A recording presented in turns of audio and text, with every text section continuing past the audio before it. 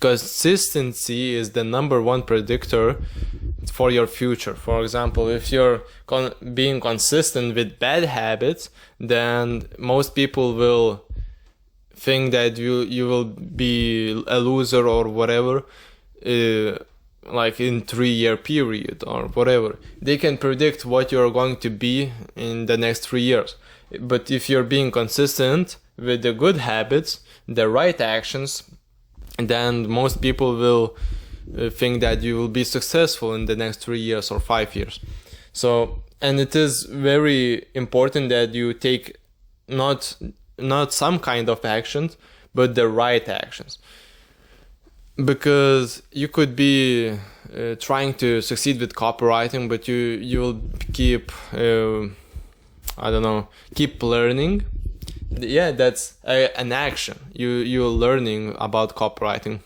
But if you're never taking the right action, which is writing copy and outreaching, then it's going to be, learning is not going to be a good habit anymore. It's going to be a bad habit if the action is bad. Because if you keep learning for the rest of your life about copywriting, you will never be successful, and that action will turn out into bad habit. That's just my thinking. And if you're being consistent with the right actions, if you're trying to be a copywriter, then writing copy and outreaching is a good habit to have. And learning is also a good habit. But if you're not taking taking action from those lessons, then it is a bad habit, and it will turn out as a bad habit in the future. And yeah, being consistent is a dangerous thing. You can be either consistent with good habits or bad habits, and you have to understand what is a bad habit and a good habit to do the right and wrong actions. And it will depend on what you define your success.